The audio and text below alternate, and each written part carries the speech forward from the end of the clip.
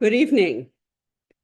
I'm Marion Dry, Chair of ClassACT HR73, and it is my honor to welcome you to this ClassACT Forum, Ukraine and Russia, Will Europe Step Up? ClassACT forums bring experts together to discuss the state of the world and the issues we face in these challenging times. ClassACT HR73, Class Achieving Change Together, is a nonprofit organization developed in 2013 to provide members of the Harvard and Radcliffe class of 1973 and others with the opportunities to work together to create positive change in the areas of justice and civic engagement, education, health, and the environment. With the aid of the Harvard Alumni Association, we have shared the ClassACT model with many Harvard classes, and I'm now happy to report that there is a robust ClassACT movement. To learn more about ClassACT HR73's work and to see our videos of our previous forums and all the work that we've been doing, please go to our website, classacthr73.org. We are a nonpartisan organization, and that means that the views and opinions expressed in this forum belong solely to the participants and do not represent necessarily the views of ClassACT HR73. I'd now like to introduce our moderator, Ryan O'Connell. 73 is a former lawyer, banker, and Wall Street analyst. Ryan has written a bi-monthly newsletter on politics since 2015, providing a moderate democratic perspective. He publishes the Wall Street Democrat on Substack, and it's fantastic. Ryan has also written numerous articles for the Globalist and English language online daily based in Berlin, Germany. Ryan, I leave it to you. Thanks, Marion. Good evening, everyone. Thanks for joining us. Who would have thought that in our lifetime, we would see a massive land war in Europe? This brutal conflict between Russia and Ukraine has been raging for over 3 years. It's inflicted huge losses on both countries. Analysts have estimated that 1,100,000 people have been killed or wounded. That means about 700,000 Russians and about 400,000 Ukrainians. And on the Ukrainian side, many of the casualties are civilians.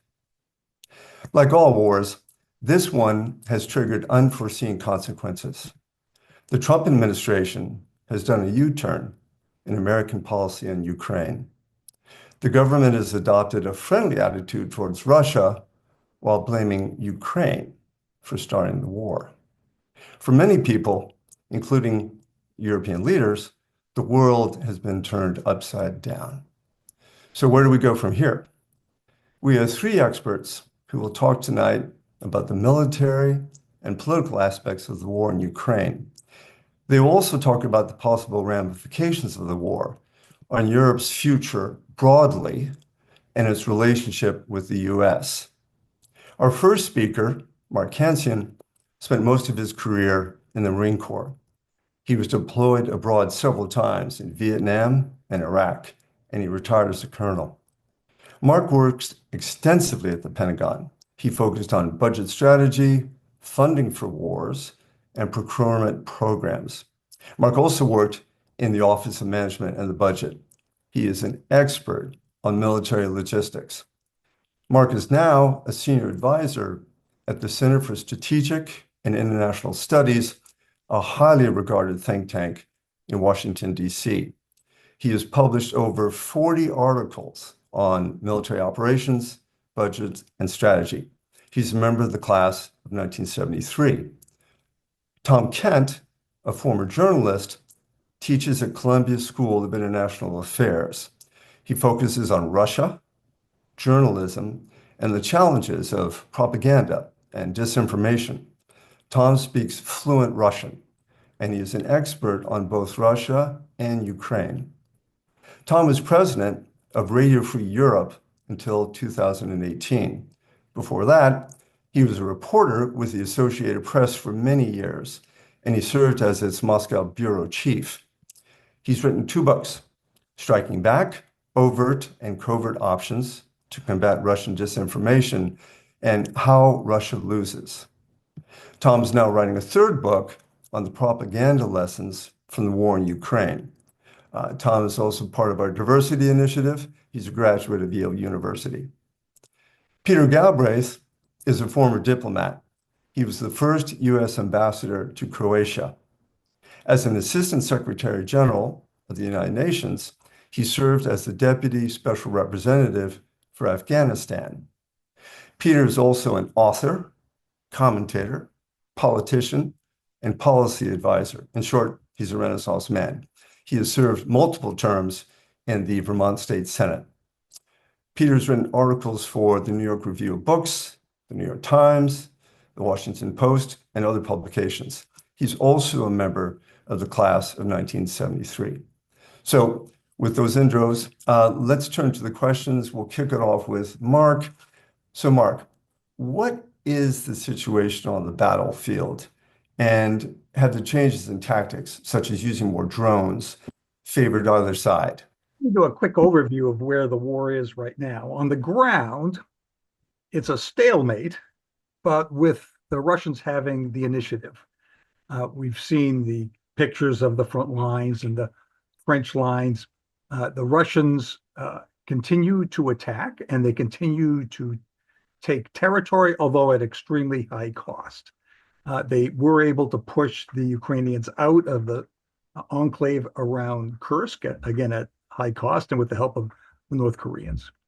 In the air, we've seen the 2 sides trading long-range strikes, the Ukrainians going after particularly energy infrastructure, but also headquarters and airfields, the Russians striking at infrastructure, particularly electrical infrastructure and what appear to be cities.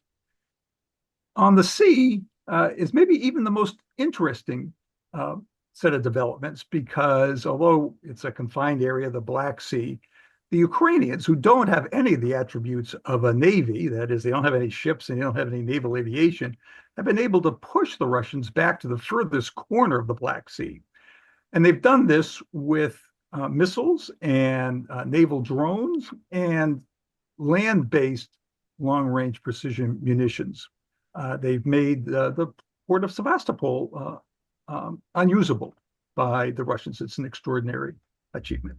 And sorry, Mark, that's the Russian base in Crimea, right? That's correct. Yep. Yeah. And then to answer briefly your other question about the changes in technology, of course, that's a huge issue, and many people are talking about it. To look at drones for a second on the land, they have become very common. In fact, one of the major elements of ground combat, even though when you look at on the ground, it still looks a lot like World War I.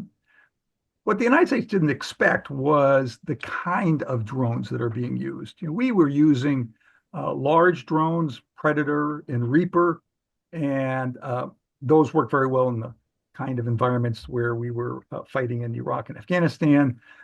Those kind of drones don't last over the battlefields in Ukraine. So what they've been using are these first-person viewer drones that are flown by individuals. They may have just one small explosive, but they've been ubiquitous. The Ukrainians use about 20,000 a week, to give you a sense of the scale. So this has become almost it's a complement to traditional artillery systems.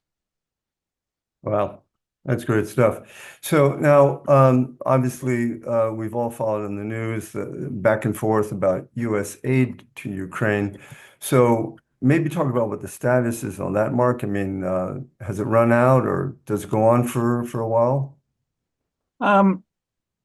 Yes and no. Classic think tank answer. The funding has run out in the sense that it has all been committed, all of the $175 billion. But much of the equipment still has to be delivered. The equipment comes in 2 ways. One way is through what's called the Presidential Drawdown Authority. That's where the United States sends equipment overseas from existing stocks. That arrives within about 6 months. Some of it has to be packaged and refurbished and whatnot, but from an announcement within 6 months. So now we're probably getting to the last of the announcements from the Biden administration. But the other piece comes from what's called the USAI, the Ukraine Security Assistance Initiative. And this is where Ukraine gets money to go to U.S. defense industry and buy equipment. Now, that has to be manufactured. It's probably 2.5 years lead time. But that's now starting to appear on the battlefield. And to give you a sense here, if I can have my chart. All right. Having spent many years in the Pentagon, I've lost the ability to speak without PowerPoint. So I had to put one of them in here. On the left there, what you see are the aid announcements. The blue is these USAI, the announcements for contracts, basically. And then the pink are the drawdowns.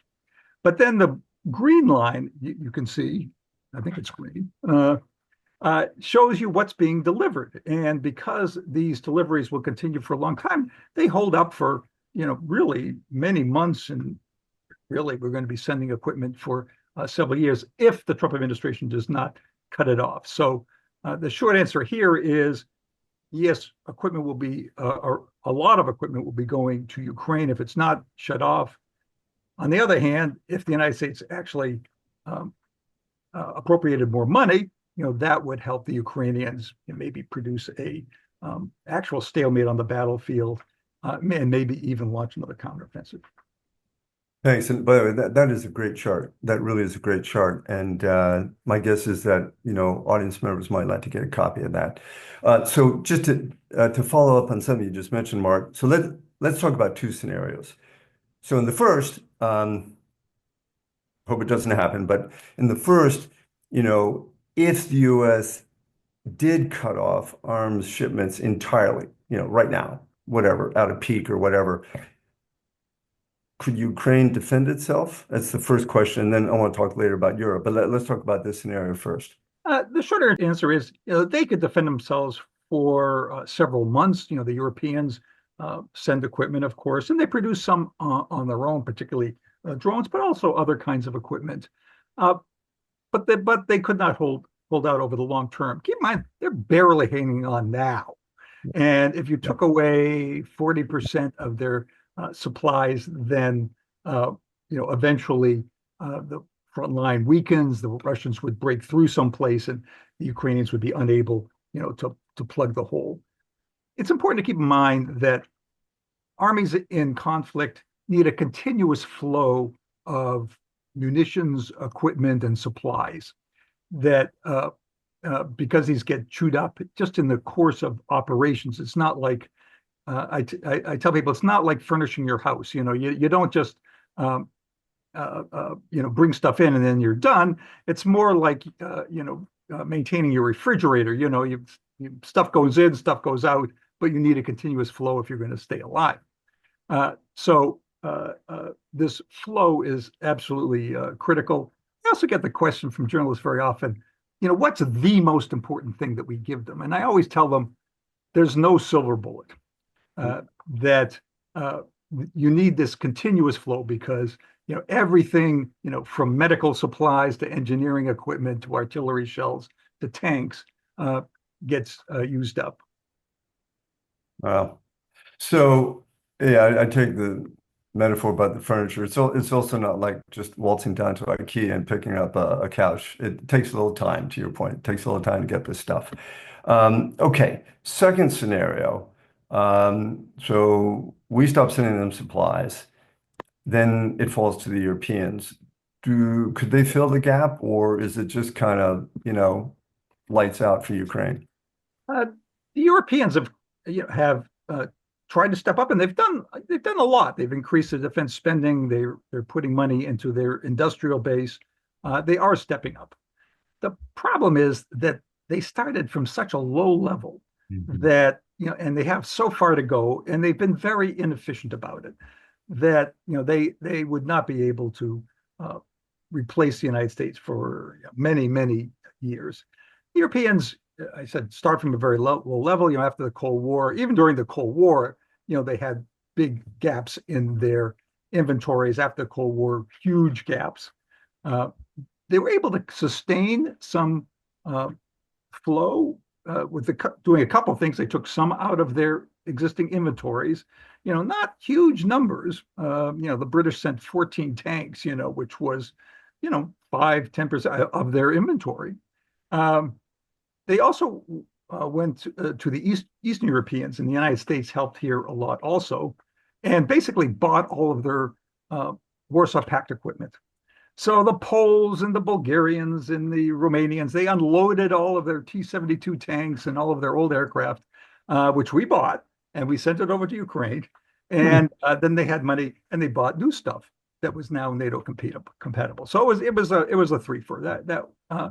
And then both the Europeans and the United States, we've been on the world market, buying equipment from anyone who will sell, particularly equipment that's compliant with Russian standards.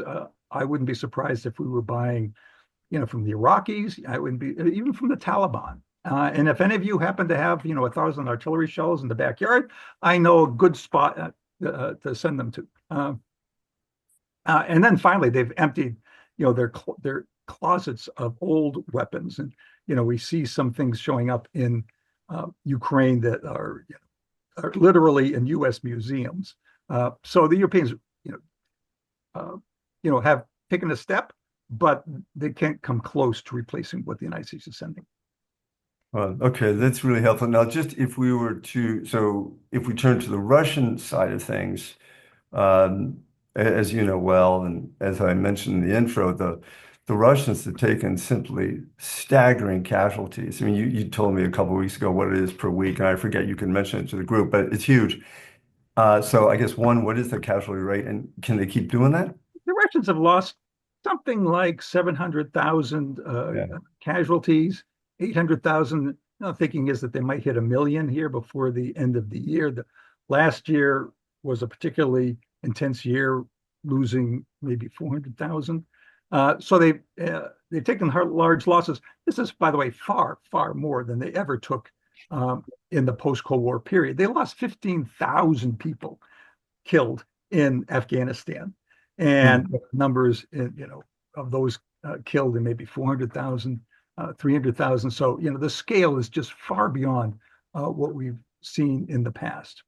On the other hand, when you compare this to what the Russians call the Great Patriotic War, after 3 years of the Great Patriotic War, they had lost, maybe 6 million dead military. So, the Russian capacity to generate military power and to suffer shouldn't be underestimated. Now, whether they can bring that to bear politically is a question for Tom. Right. Okay, great. Thanks. That's great, Mark. And actually, we are going to pivot to Tom now. So, we've talked about the ability to take the pain on the battlefield, but do you think that Russia's in a strong position to wage the war? By that, I mean, I guess I've read that it's under a lot of pressure economically. Well, economically, Russia's been holding it together. Putin has essentially made Russia into a war economy. Russia's spending this year about 6% of its GDP on defense. The US last year spent about 3% of our GDP on it. Big money is going to the defense industry, which is really what's driving the economy at this point. A lot of people are making money. I mean, ordinary workers are making money. There are good defense jobs available. Putin has a good financial team that's avoided some of the economic shocks that you would have expected from a war and all the sanctions and everything. As a matter of fact, 2/3 of Russians in polls say that they have not personally suffered at all from the sanctions. Russia's probably making more tanks and artillery now than it actually needs in Ukraine. We see indications a lot of it is going up toward Finland and the Baltics to strengthen Russian positions there. As for soldiers, they are giving out huge recruitment bonuses and all sorts of other incentives to to come into the army. People are required to serve. There's an obligatory military service in Russia, but so far they have not been sending these just ordinary raw obligatory recruits into the maw of the Ukraine war. They've been signing contracts to soldiers and paying them a lot of money to go there. So they're holding it together in that sense. At the same time, though they've managed the economy well in some respects, interest rates now are at 21%, which means that banks could soon be in trouble with some non-performing loans. And even those interest rates are not controlling inflation. It's about 10% now. Food prices have been up about 12% since the war started. China, which is critically important to the Russian economy, has other financial problems at the moment and has been reducing trade with Russia. The war is costing more and more, and if they can't keep paying those bonuses, it will be hard again to get soldiers to the front without a massive mobilization that could bring on some political issues. And then there's oil and gas, which the economy heavily depends on. Oil prices are falling. The Russian finance ministry said the other day that they expect that the price per barrel of Russia's main grade of oil is going to decline this year from $70 to $56 a barrel. And so with oil being so important, oil and gas, they're very vulnerable to major new sanctions, especially secondary sanctions, which Trump and the EU have both talked about imposing. Lindsey Graham is preparing legislation. He says he's got support to get it through that would provide for 500% tariffs on imports from any country that buys Russian oil or gas or uranium if Russia doesn't engage in serious negotiations to end the war. That would be really powerful. Now, so you've talked a bit about inflation. I don't know if Russians talk about the price of eggs as much as we do, but do we have any sense for how popular or unpopular the war is in Russia? And it's been going on now over 3 years. We've talked about large casualties. Any sense whether public opinion has changed at all? Well, public opinion is kind of contradictory. There are polls in Russia. We can talk later on if you want about the accuracy of them. But generally speaking, we feel they're relatively accurate, particularly in terms of showing trends and movement. At the moment, Putin's approval is around 80 to 88%. Right, About 70, pardon? 80%? 80 to 88%. A lot of Western politicians would be happy for that. About 70% say that they support the military's activities in Ukraine. But at the same time, around 70 or 80% say they would favor a ceasefire and they would favor peace talks. 85% in a recent poll said they would be okay with stopping the war at the present front lines. And 30%, not a lot, but still something, imagined even giving back some territory to Ukraine as the price for peace. So the picture that emerges is that the Russian people are tired of the war. They have a certain grimness about the war being something that Russia has to pursue. But this whipped up patriotism and spy mania and so forth that's going on in Russia, and go to jail for having the wrong conversation with some foreigner, people seem to be finding this a bit tedious. And for all the glory of the past, there doesn't seem to be a lot of enthusiasm for going back to Stalin and World War II. It's a great memory, but the Russian people have changed somewhat. They've become a little more demanding in terms of what they expect out of their lives. As for the elite, this war is bad for business. And they want to get back to traveling and making deals in Europe and the United States. The Russian billionaires do not dream of retiring to a villa on the Yangtze River. And they don't want to send their children to universities in Iran. And let me also say that when you talk about Russian attitudes, you also have to consider the Russian right wing, which we don't hear about very much. This is a very militant bunch of people, not unlike right wingers in the United States. They resisted, for example, Russian government measures against COVID. They're prone to conspiracy theories. Some of them use Nazi kind of imagery themselves. And within the right wing, there's a lot of feeling that Russia has needlessly prolonged the war in Ukraine by pulling its punches. They're all for using a tactical nuclear weapon that would speed things along with a tactical nuclear weapon against Poland or the Baltics for good measure. And the extreme right wing shades into some pretty scary messianic cults that believe that maybe it's time for a cleansing world nuclear war, after which Moscow will rise as a successor to Rome and Byzantium and rebuild world Christianity. True. Well, you may have already addressed this, but is there any internal pressure on Putin to end the war or scale it back? And I guess what I'm thinking of here is the military, since they're the ones getting ground up, or the FSB. And by the FSB, I mean the successor agency to the KGB. Right. Are any of them tired of this? And every once in a while, there was a speculation about a coup when that guy, Evgeny Prigozhin, was, tried his little revolt, but doesn't seem to be anything serious now. Well, this minute, there's probably not overwhelming pressure on Putin from the strongmen, as they call it, meaning the military and the FSB and so forth. The war has been profitable for the top levels of the military and the security services, medals, promotions, money. Still can't get that Italian villa, though. That's a problem. But there are some serious trend lines that, if I were Putin, I would worry about. First of all, while people support Putin, maybe not that many people are really into him. And so you mentioned Yevgeny Prigozhin's rebellion in August of 2023. And the overwhelming attitude of the public and even some senior officials at that time was, let's see what happens. People didn't flood into the streets to defend Putin. And even the army was slow to act about Prigozhin's armed column that was heading for Moscow. And then Putin's own room for maneuver is decreasing.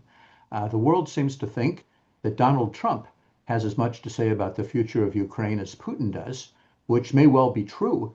There are some accounts that Putin's people have actually told Russian television to stop glorifying and talking so much about Trump, that they're making him too center stage, and he's not necessarily a friend.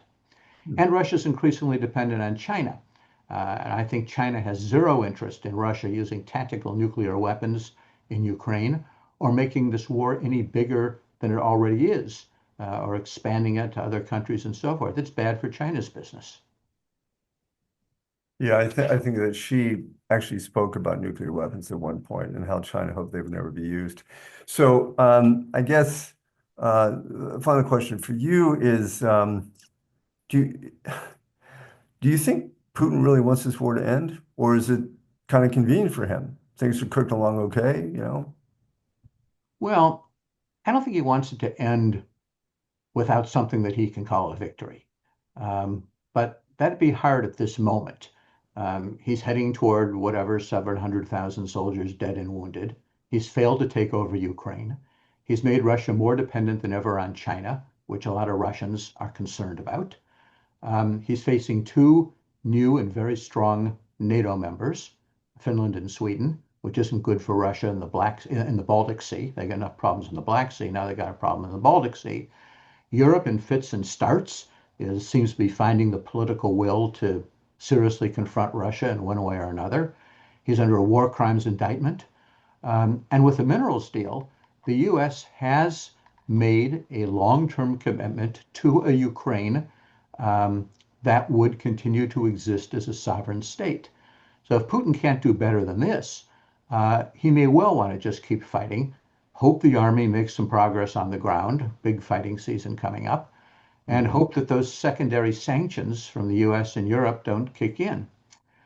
I can add a couple other thoughts just briefly, and that's that if the war ends, people in Russia may expect some kind of peace dividend. The polls show that education and housing and healthcare are his people's top priorities, and it'll take a lot more war hysteria to convince people to put all this aside once again while they build up armed forces for a new confrontation. And people may also want some political rights and freedom of speech. Russians did have some time in recent years to learn what those freedoms are. And Putin likely has no interest in that, but it's harder to deny it to people if there's no ongoing war. So it may be easier for Putin to govern Russia if the war continues than if it ends, though at the moment it looks like, just the latest developments, it looks like he's being boxed in by the US and Ukraine into at least some kind of ceasefire. And if that happens, and he then is the one to end the ceasefire, the onus will be on him. So it's not. Yeah, and we're gonna come back to that Yeah. in our roundtable discussion. But that's a great discussion. So now we're going to turn to Peter and sort of Europe a little bit more broadly. Tell us about public opinion in key European countries, and here I guess I'm thinking Germany, France, others. Is that still in favor of helping Ukraine, or has that changed after 3 years? I think the support in Europe for Ukraine remains strong, and European leaders have been stepping up. Starmer, Macron, Merz, and Tusk were just in Ukraine for the anniversary of the 80th anniversary of the end of World War II.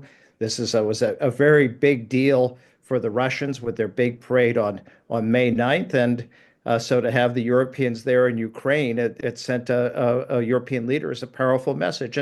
And public opinion among the political parties in Europe seems generally supportive of Ukraine.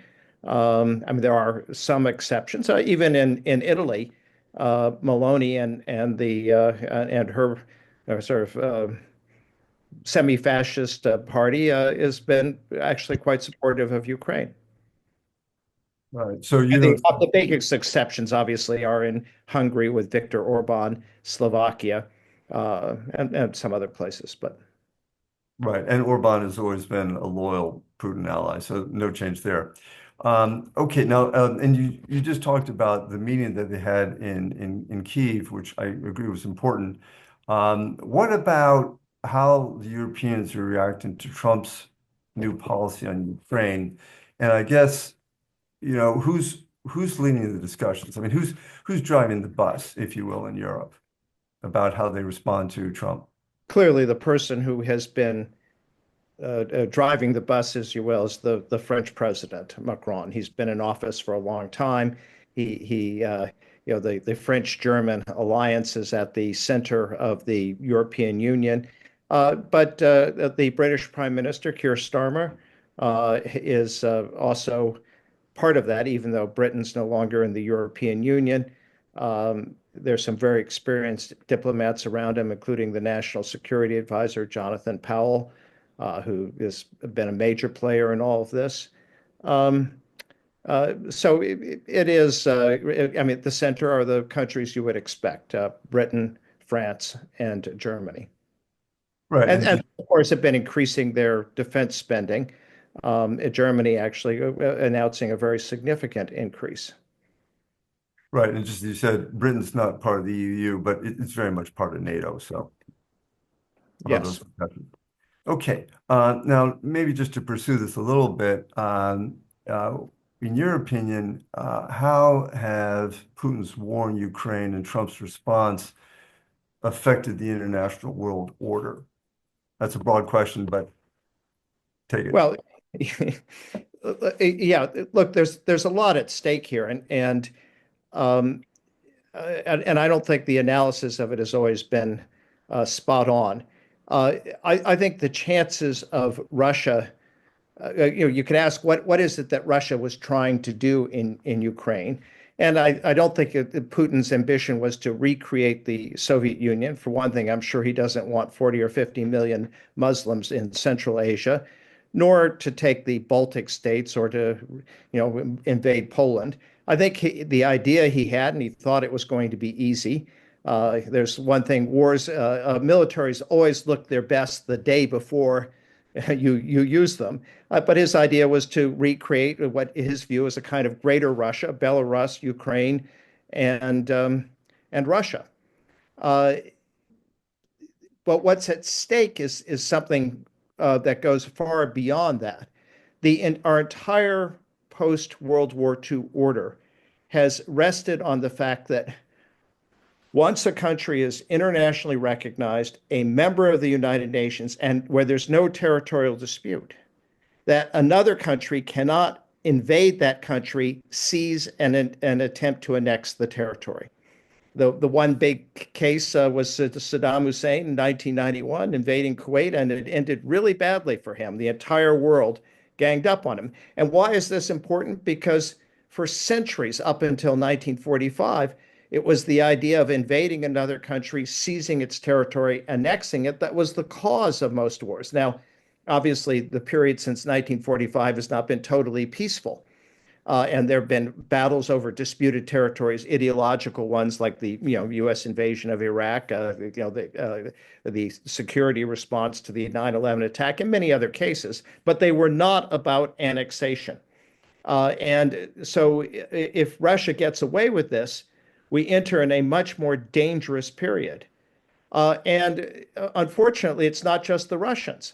We have the President of the United States talking about seizing the territory of a European country, namely Greenland. And I am quite sure that, or I think it's quite likely, that one of the reasons he thinks he can get away with Greenland is because he thinks Russia's going to get away with Putin. Get away with taking Ukrainian territory. Putin's going to get away with that. And then there are the threats against Canada. I take those less seriously. And of course, there are plenty of people who dismiss all of that as just rhetoric. But I spent a time where I would see where in the Balkans during the wars there, we always wanted to know the intent of the leaders. And so, we would intercept their phone conversations. We would have, secretaries in their offices on our payroll. But the most reliable indicator of what a leader would do is what he says he will do. And so I don't dismiss the kind of conversation that we get, for example, about Greenland and what all that does to the international order and what it would do to NATO. Imagine you have a situation in which the United States is seizing the territory of a NATO country. How would NATO respond? Well, probably would lead to the collapse of the alliance. Certainly the Nordics would turn against, probably the Germans and the French. The British would be in a hard place. Maybe Orban would be supporting it. But what is at stake here is a collapse of the world order that we've known since 1945. And of course, it's a hypothetical, but I guess if the United States were to invade Greenland, we would basically be attacking a fellow NATO ally. And then theoretically, the other NATO allies should be called upon to defend Denmark. Well, that obviously theoretically. That's not going to happen, but No. It certainly would be something that would lead to the breakup of the alliance. And again, part of the context here is the end of this norm against invading a country for the purpose of seizing and annexing its territory. Right, which could have ramifications on the other side of the world, but that's Mark's bailiwick and a subject for another forum. So just pursuing what we were talking about, NATO and its prospects, and let's put aside the Greenland thing for a sec, but if the United States did withdraw from NATO, do you think that the Europeans could form a viable NATO-like alliance without the United States? It would be difficult. It certainly would, and Mark can speak to this, it would be difficult militarily given the interoperability of the militaries that are part of NATO, the equipment and all of that. But politically, yes, I think that could happen.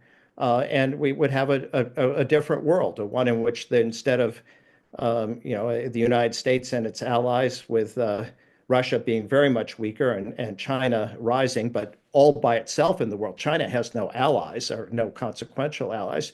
We would have a situation where we would be alone, where you would have a United States of Europe, might not, it certainly wouldn't include all the NATO members. The Britain would be a periphery one. Perhaps a place like Hungary wouldn't stay in it. And then you would have Russia and China. And I think it would be a much worse world than the world that we have lived through all the lives of the people in our class. But if the U.S. checks out, that's a better alternative than for the Europeans to get together than chaos. Yeah. So thanks. And actually, Mark, we didn't discuss this before, but just to follow up when Peter was saying, from a military point of view, what are your thoughts about NATO's viability or a European substitute? It would be very difficult. I mean, you do have the equipment problems and the fact that the Europeans have, not invested, to the extent the United States has. You have the practical problem about who's going to lead militarily. With the United States, everybody acknowledges, okay, United States, large military, experienced military, and they'll all follow our lead. The UK has taken itself out of the running because, after Brexit, the French would love to lead a united Europe, but no one trusts them. The Germans could, but they don't trust themselves. So, the question is who would do this? And actually, the rising power, who might be able to do it someday is Poland. Poland is turning itself into the military superpower of Europe. I think you said that the Poles spend 5% of their GDP on defense. They're getting up there. I think they're at 4 and heading north. They've gone on this tremendous weapons buying spree, so that its armed forces are really very substantial and quite ready. Okay, great. Terrific. All right, so now we're going to move on to the roundtable portion of this. So what I'll do is I'll pose several questions, and any of the three of you can respond, as you know. So first question, crystal ball country, what kind of a deal between Russia and Ukraine do you expect? And along those lines, what do you think the map of Ukraine will look like once the dust settles, whether we get a ceasefire or some other kind of agreement? Anybody would kick it off? Let me jump in on that. Sure. I think it's almost impossible for Zelensky or any Ukrainian leader to have the kind of agreement that Trump has put forward, namely, and of course that Putin wants, namely that Ukraine has to cede territory. So in terms of a permanent peace, which in which the two sides sign a peace treaty, I think that is not going to happen. So the best we can hope, and there may be a meeting. Was it on Thursday in Turkey, which Zelensky and Putin may or may not go. Trump says he might go. I think the best we could hope for is a ceasefire, and that the ceasefire then becomes the status quo, and we end up with yet another frozen conflict, just like the one that had existed in Ukraine up until the February of 2022, that exists in Georgia, that exists in Moldova with Transnistria, but that I think would be the optimistic scenario. Okay, and that's assuming that the current Russian occupied territories stay occupied. Well, I mean, if you had a ceasefire, then the Russians would, presumably the two sides would stay where they are. And so the Russians would continue to hold the territory that they have. Right. So about 20% of the country, ballpark, something like that. Yeah. Yeah.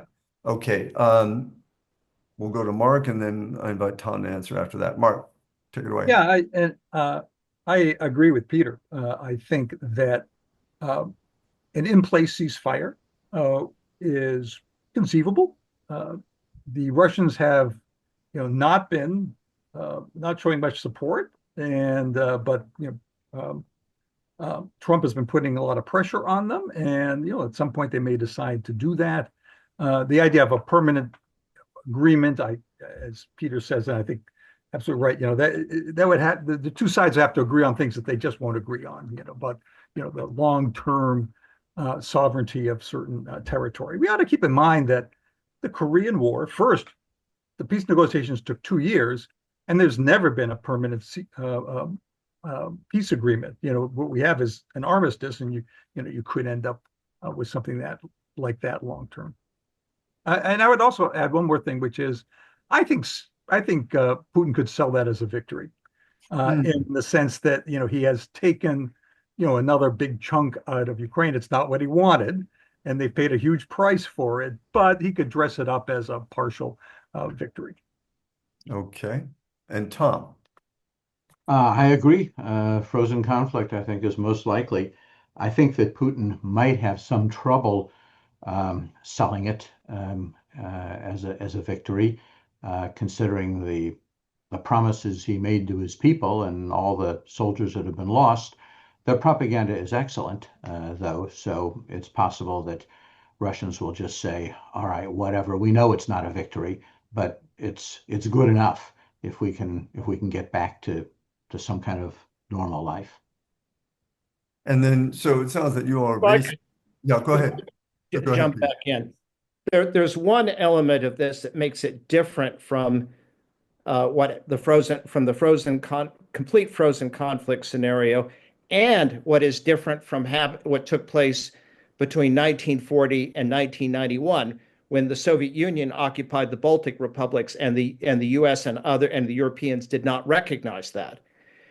What Trump has said, which I also think is true, is that he probably would be prepared to recognize Russian annexation of these territories as part of a peace deal. I mean, they've explicitly said that Ukraine cannot expect, will have to make territorial concessions. And again, I think that's a very big change in the international order. It will raise a big question, whether a future American administration would then unrecognize it. So far, they haven't unrecognized things like the annexation of the Golan Heights, which Trump did in his first term, or the seizure of Moroccan sovereignty over Western Sahara. These are fairly small areas, but it'll be interesting to see what happens. So let me ask you this, just and the three of you seem to be in general agreement what could happen. Any thoughts on how likely that is, or what kind of time frame we might be looking at? We seem to see this dance back and forth. Putin says, well, sure, we'll have a ceasefire as long as you all agree, the West agrees not to put any more supplies into Ukraine. That's a non-starter. I mean, what do you think, if anything, they might accomplish if they actually meet in Turkey on Thursday and start talking? Is it just if I can say there's something, I think one of the big sticking points is going to be sanctions, because to the Russians, it's very important to get these sanctions off, despite all their bravado about how they don't make any difference. They make a difference. And the Russians may well try to condition a ceasefire on some relaxation of sanctions. And the U.S. may be more up for it than the Europeans. But there's something, I mean, on the one hand, do you want to just ostracize Russia forever and never have normal relations with this big country? On the other hand, do you want to say, okay, you took a bunch of Ukrainian territory and a lot of people got killed, but we'll let bygones be bygones and take the sanctions off? Either option is really stomach turning, I think, for Russia or the West, and it's going to be a big negotiation, I think, and that could complicate some of the trying to do a ceasefire that lasts longer than a month or so.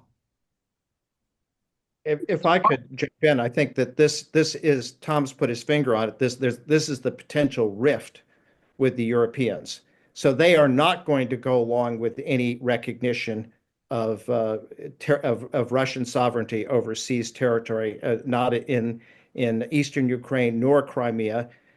They probably will not go along with significant sanctions relief, and they will be extremely upset if the U.S. then, as part of a deal, cuts off military supplies to Ukraine. But I think that's exactly what the Trump administration has on offer to Putin in exchange for basically a ceasefire, recognition of territory, sanctions relief, and cutting off military supplies.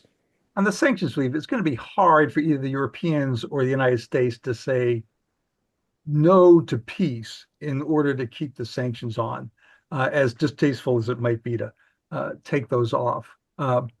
I also think that the Trump administration has talked about additional sanctions on the Russians and putting pressure on the Russians to come back to the table.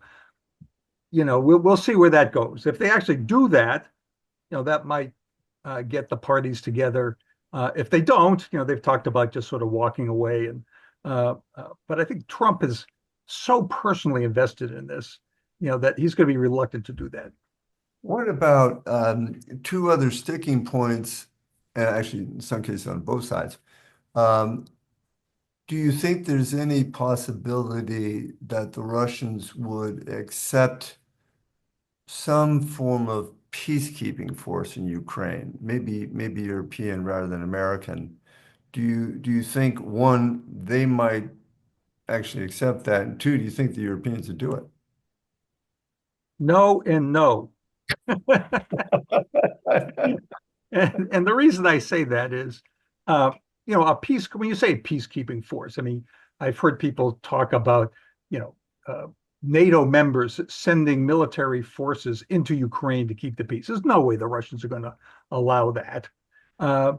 And it's hard to imagine countries sending actual military forces to enforce some sort of demarcation line. Now, you could imagine some peace monitors who go in, maybe from third countries, the Irish, maybe the Turks, maybe the Indians. You can always count on, some countries out there, who, sort of, support their militaries on UN peacekeeping missions.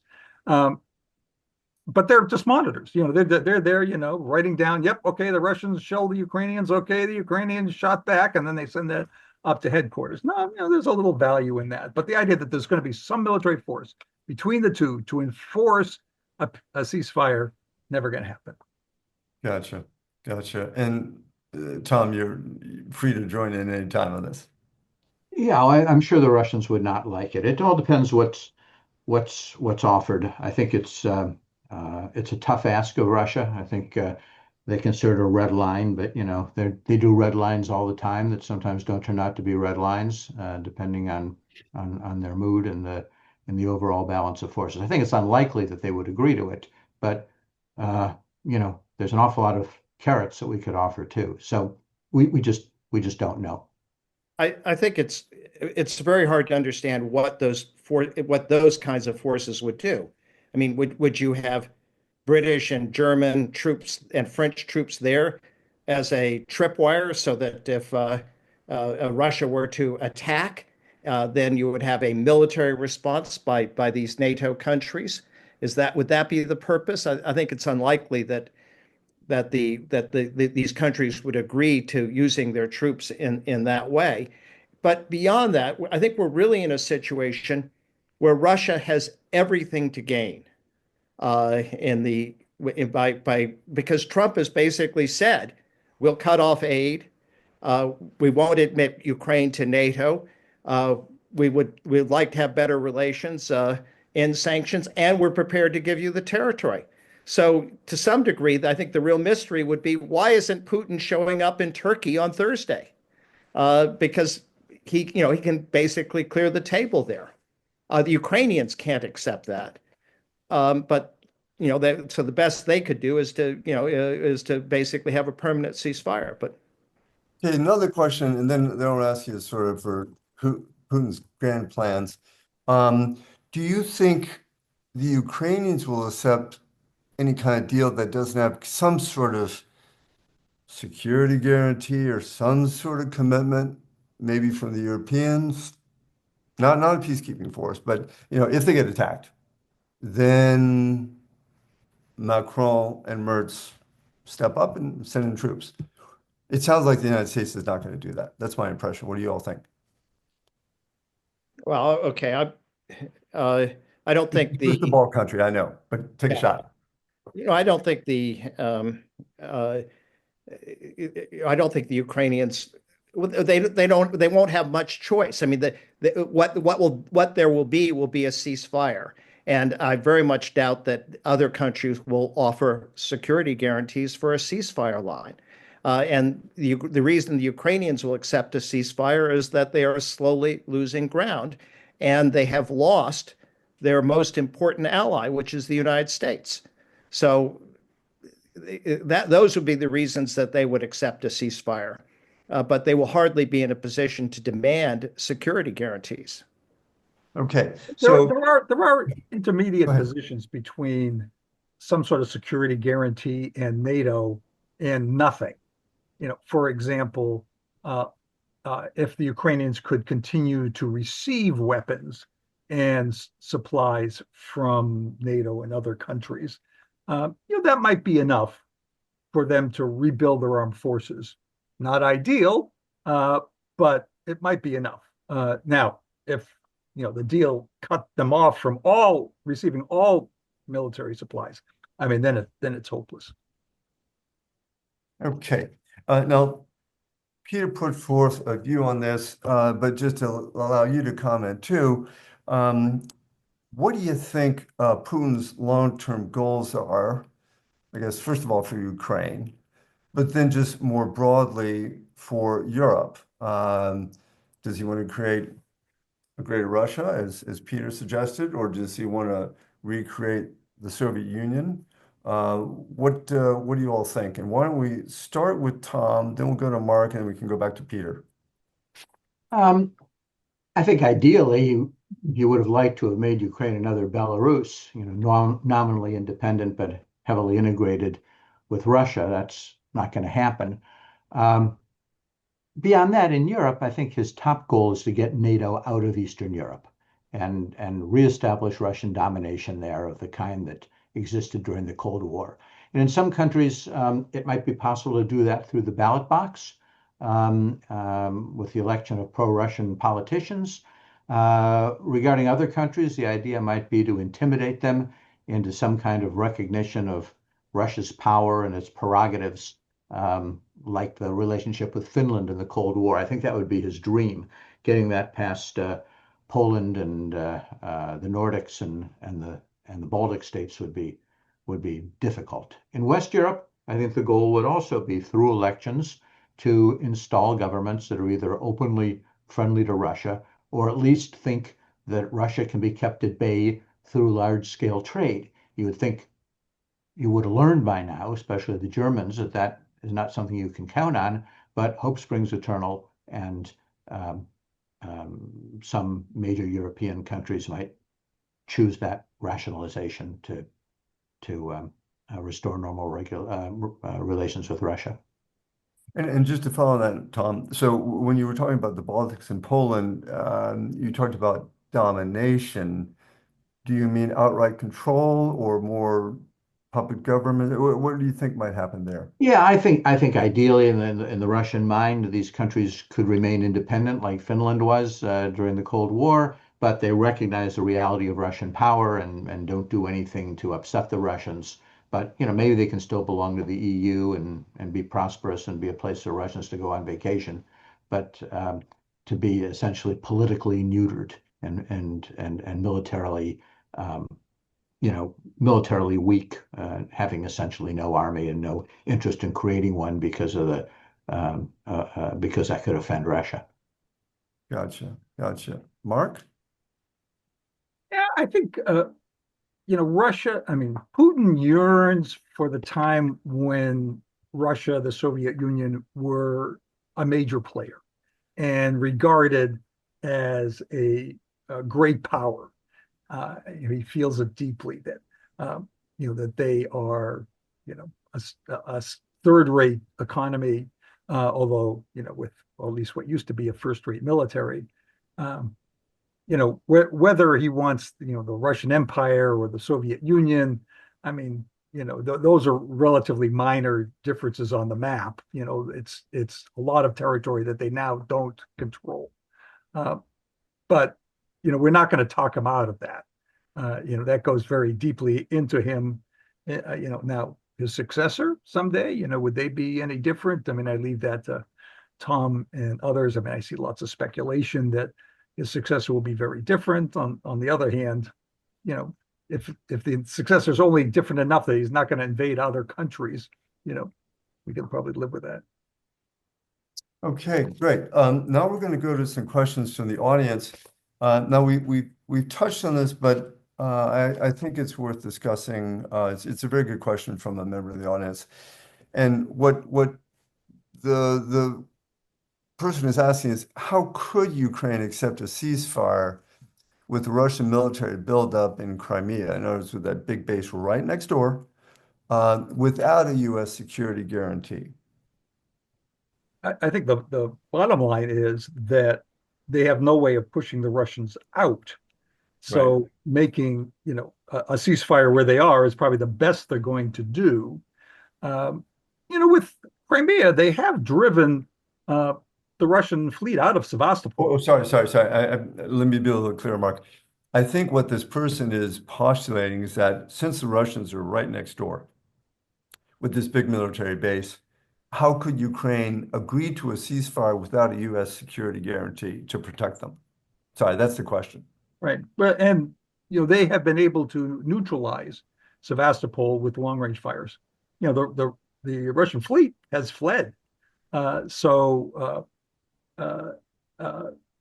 not a great thing, having Russian forces in Crimea and, all along the Donbass and then, along the Dnipro. But, the front lines are pretty well fortified, and that may be the best they can do. Gotcha. Okay. I would think that they don't have much of a choice.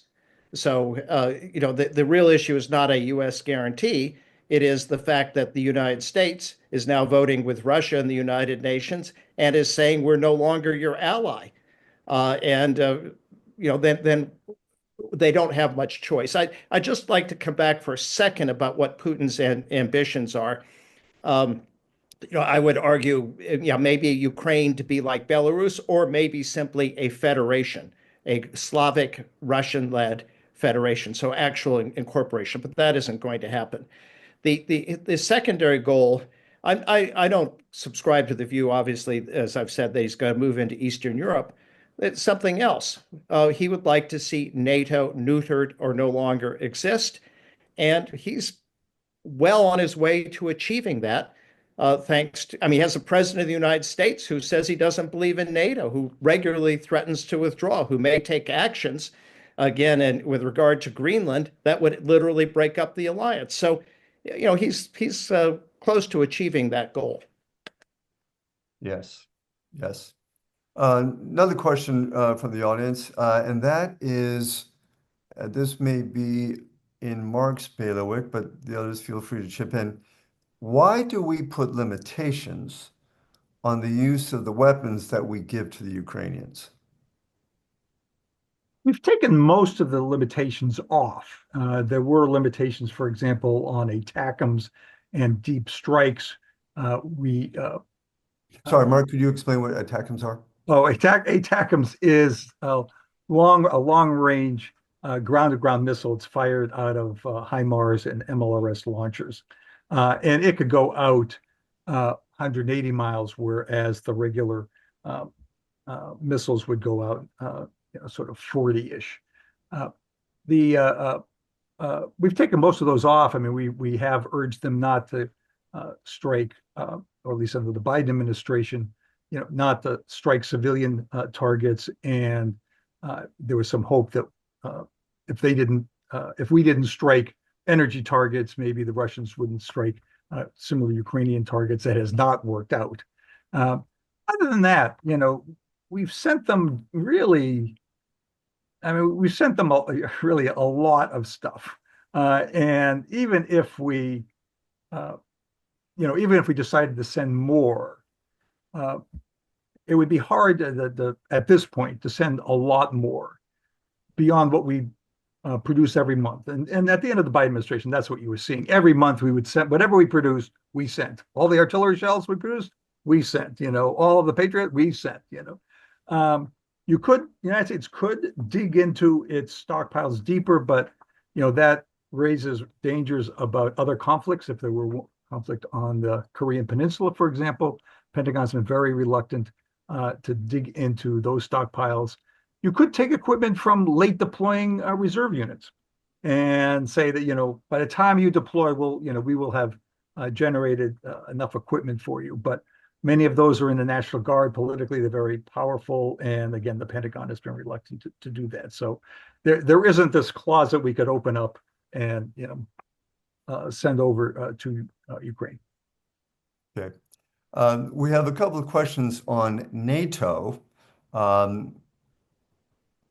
And I'm going to paraphrase a little bit. Under what circumstances do you think the U.S. would withdraw from NATO? And I guess they mean here absolutely formally. So what are your thoughts on that? That's the first question. And then, well, actually, let's go with that first. And there's another question on NATO. Well, come on, Peter. You're the one who's been waxing strong on this. I mean, we have a president who's wants to see very good relations with Russia. He's broken with our allies on Ukraine and some other issues. He's talked about that the Europeans aren't doing enough in NATO, and that he's threatened to withdraw.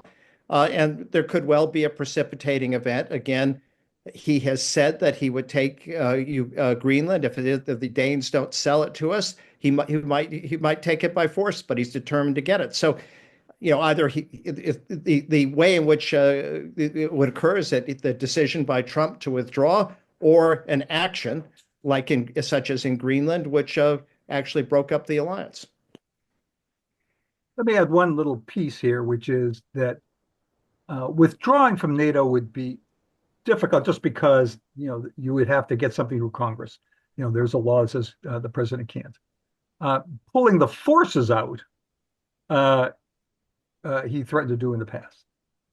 You're shaking your head there, Peter. Oh, but well, I worked for many years for the Senate Foreign Relations Committee, and the point is that there are 2 points. First is that this is a treaty, and there's no congressional review of a treaty. If the president abrogates the treaty, whether unilaterally or according to the terms of the treaty, that's that.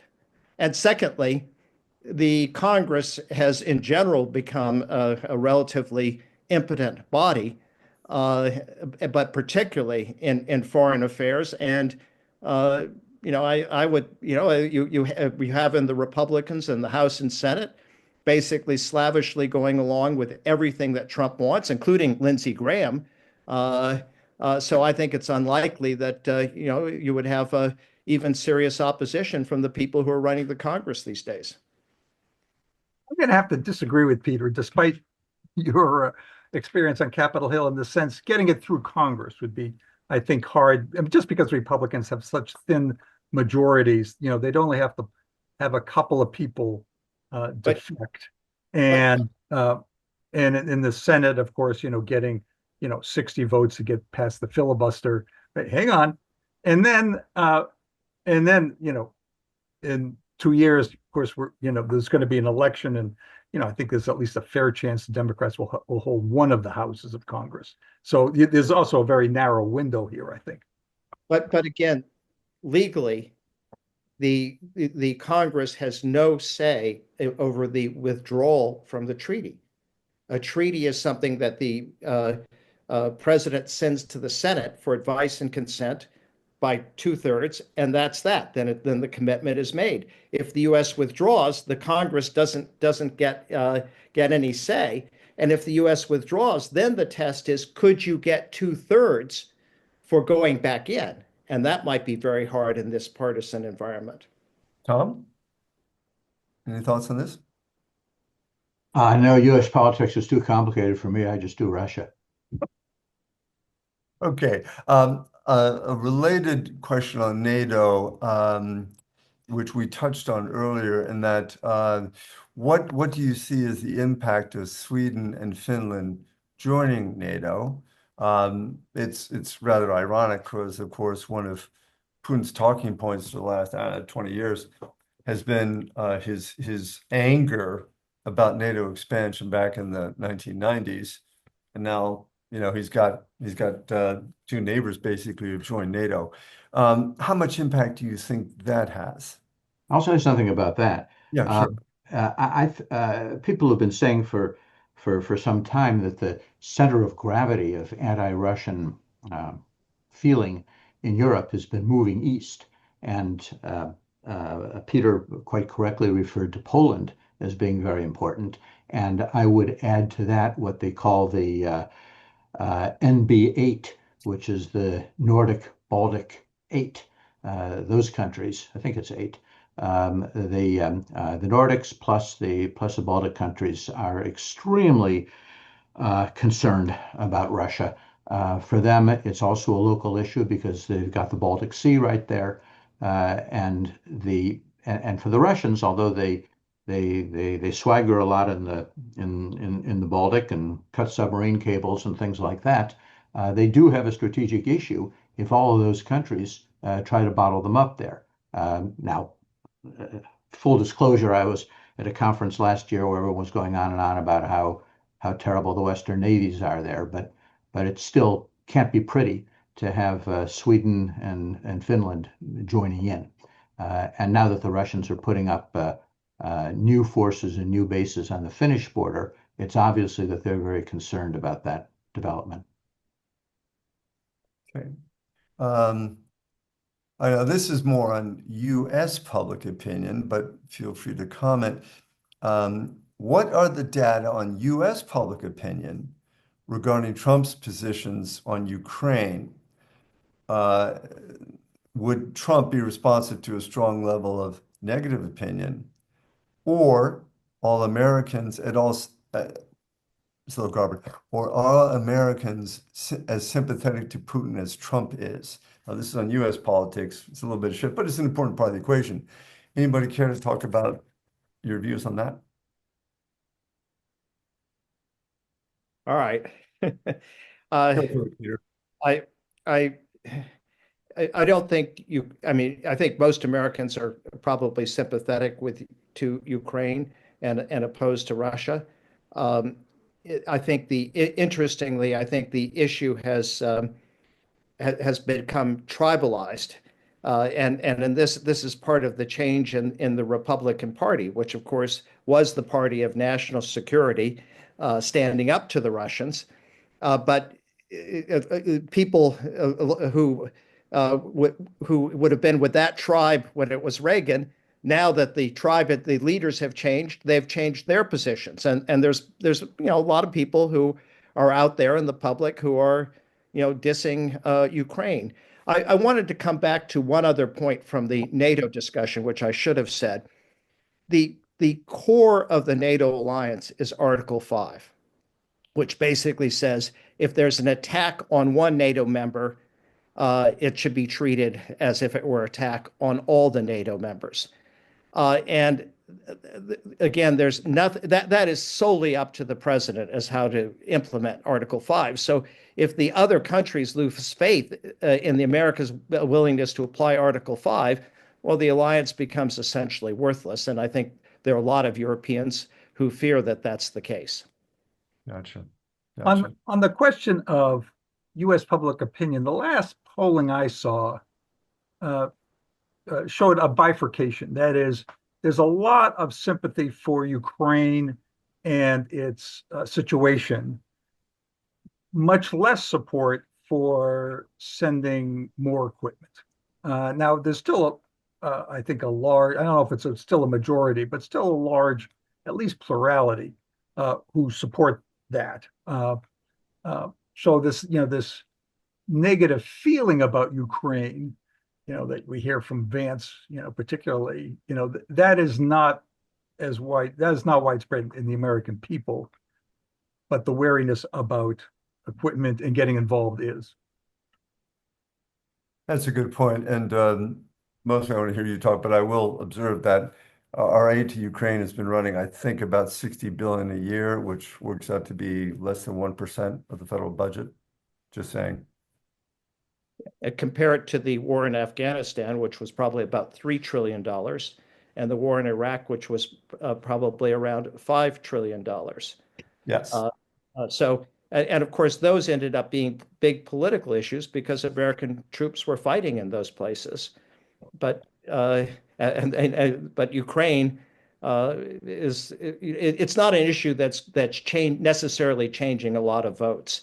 I have to say that I was part of a team of national security leaders that went to the blue states, Pennsylvania and particular, where we tried to appeal to Ukrainian Americans and Polish Americans on this issue in the last election, and I'm not sure that we really got very far. Okay. Well, if I could put my OMB hat on for 1 second, and just to emphasize something Peter said, which is it makes a tremendous difference whether U.S. forces are involved in terms of cost, of putting aside all of the political issues. And the reason that aid to Ukraine is so inexpensive, and $60 billion, I mean, that's everything. That's not just the military. That is the economic support, the humanitarian. And there's a big chunk of it, by the way, that goes to U.S. forces to pay for our forces in Eastern Europe. So, I mean, there's a variety of things going. But, the fact that our forces are not in conflict is, means that it's much, much less expensive. That's an excellent point. And so on that somewhat upbeat note, now we're going to pivot to calls to action. And I should say there are some other terrific questions from the audience, but unfortunately we're out of time. So calls to action. Tom, you've been uncharacteristically quiet lately, so why don't you start? Well, back to Russia. Someday there will be change in Russia. And one of the best ways to make sure that change is positive is to support Russian news media that are now working in exile. There are a lot of, maybe a dozen or so, very smart and courageous Russian language news organizations working in the Baltics and Germany and the US and elsewhere. And they're doing a lot of very good investigative work and modeling for Russians what a free press can be. And there are and they tie together the non-Putin community around the world and discuss in their columns what the future of Russia should be, and exchange a lot of information about conditions inside Russia, which are not as glamorous as Putin would have you believe. So these are outlets that I think are worth supporting, and you can support them individually. Some of you may have heard of Meduza. There's Moscow News, which actually operates in Russian, the Bell, and others. But there's also an organization that provides grants to many of these outlets that's called the Foundation for Democracy and Liberal Values. And it was founded by Zhana Nemtsova, who's the daughter of Boris Nemtsov, the Russian dissident figure who was assassinated in 2015. So if you recognize the importance of Russian independent media and want to contribute to some voices of rationality and democracy going into Russia, but don't have a specific one you want to contribute to, there is a way to support many of them at once through this organization. And I'll post in the chat their website. Thank you, Tom. Mark. Yeah, well, this is a very politically and socially engaged group. So what I am going to encourage you to do is, as you have conversations with your peers in the organizations that you serve on and with your political leaders, to emphasize how important it is for the flow of military equipment to continue. I made that point earlier, and saying that doesn't require additional funding, although that would be great. But I think in the current circumstances, that's not in the cards. But just continuing to let equipment that we've already made arrangements for, to have that continue to flow to Ukraine, that's critical because it allows Ukraine to hold out for many more months if there's no ceasefire or some sort of agreement to stop the fighting. They won't be overrun.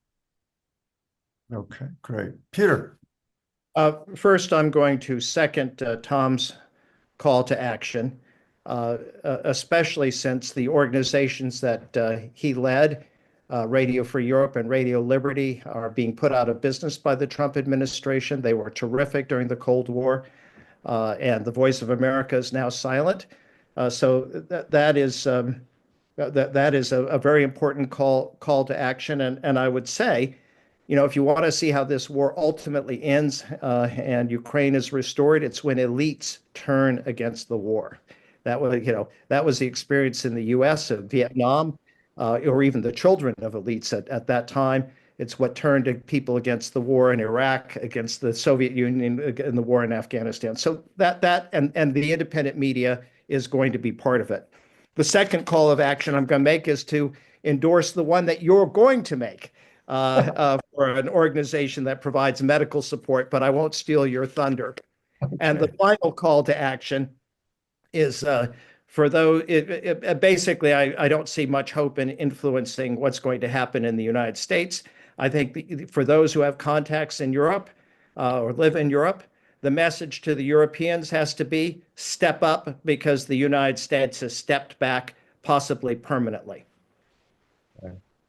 So my call to action is to support a Hungarian charity. It's Hungarian at that time, Ukrainian.